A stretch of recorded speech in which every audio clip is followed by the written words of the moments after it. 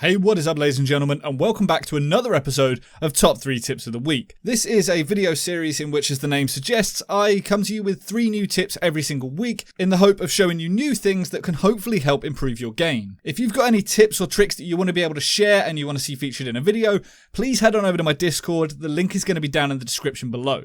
Now, I will apologise very quickly. Last week I wasn't able to upload one of these because my daughter was actually in hospital. I got a load of really nice comments from people, so thank you very much for the support.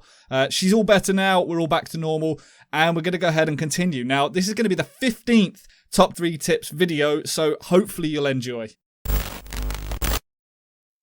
Tip number 1 for today is going to take us on over to Chalet, and it is going to be a way to deal with any mirror placements located just here. Now, I cannot take full credit for this. It was shared by Rainbow6 on Twitter, and it was actually a repost from a Reddit user called Navy Otter 2 days ago. And wow, it genuinely is probably one of my all-time favourite tips that I've shared so far. It's just insane. Even Ella agrees. So if you're attacking the basement on Chalet and there happens to be a mirror window placed just here, what you can actually do is by standing outside and opening the right hand window, you can utilise 2 grenades to throw through into the main lobby, the fireplace section just in here. The first grenade that comes through is going to come flying through the window and actually break open the floor itself. And then the second grenade that comes through is going to fall through that hole that you've just made and take out anyone stood below.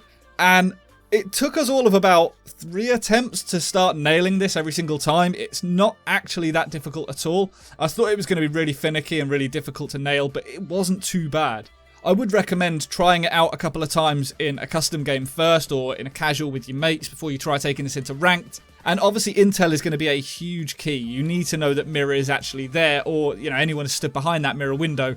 Otherwise you're throwing grenades for no reason. But by coming out just in front of the garage and placing your cursor just here, you can clearly see that we're nailing it every single time pretty much. It's not that difficult to get once you know where you're looking. One thing we did find that actually made it quite handy was you can try this out with drones first to make sure you're going to be landing it in the right spot. So by coming out to the front, you want to sort of line yourself up roughly in the middle of the window. It doesn't matter too much, but as I say, by throwing a drone you can get a bit of an idea if you're aiming at the right spot. Now, where you do want to stand is just on the edge of the shadows. There are shadows from the trees. It's like a tiny little berm that goes down, and you want to place your feet roughly there. I mean, it doesn't matter too much because it's not too difficult to get, but you can see the shadow just below me. You want to stand at the edge of that, and then you want to look up and aim into here. We did this with 4 grenades here just for shits and giggles. It's just going to be lethal, so definitely try this one out.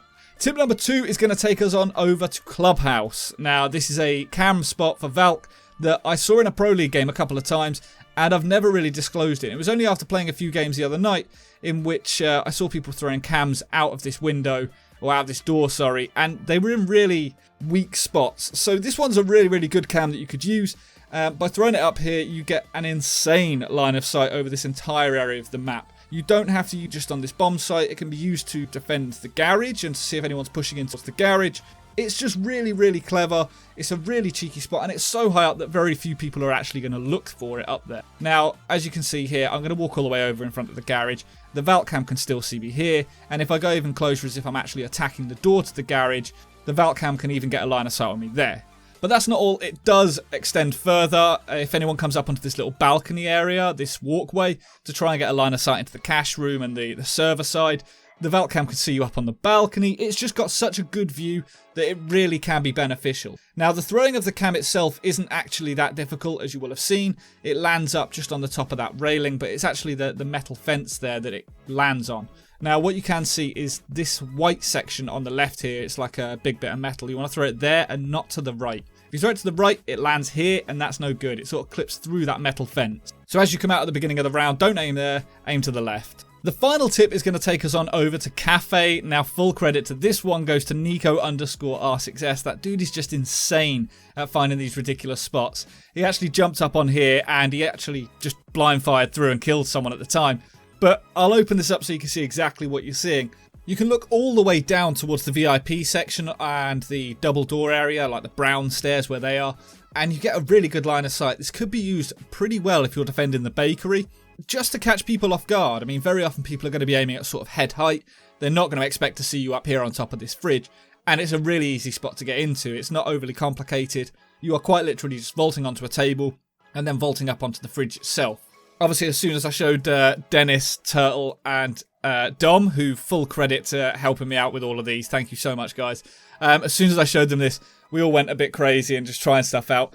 But once you're on the table, if you aim at the actual corner of the fridge, you quite easily get a vault symbol, and then you're up there. By crouching down, you can't be seen, and it's really cheeky. As you can see, Dom was trying to place the diffuser here. So I'd love to see people utilise this in game and see what they can do with it. Now, the other really good thing about this is, as I say, like, not only is it too high, you're not going to expect to see anyone up there, but it's really cheeky in the sense that you can actually see anyone that is coming down the red stairs as well. Now, you do have to remember that tips like this do work both ways. If you open this up to the extent that I have here, so that I can see everyone clearly on the red stairs, they're going to be able to clearly see into the back of the bakery. So you've got to be really careful when doing that. That's why for tips like this, I would recommend just putting a few bullet holes into the wall just so you can see through it enough, but not so much that it's going to counter against you. Opening it up with impacts like this is kind of going to be a pain in the arse for the majority of your team. So if you're doing tips like this, try and be careful and think about how it's going to have repercussions for the rest of your team if you die from this spot.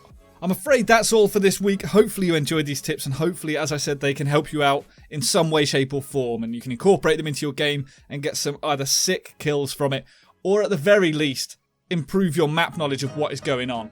If you did enjoy this video, please consider hitting that thumbs up, and if you don't already, make sure to subscribe for all things Rainbow Six. But until next time, ladies and gentlemen, stay reckless and relentless.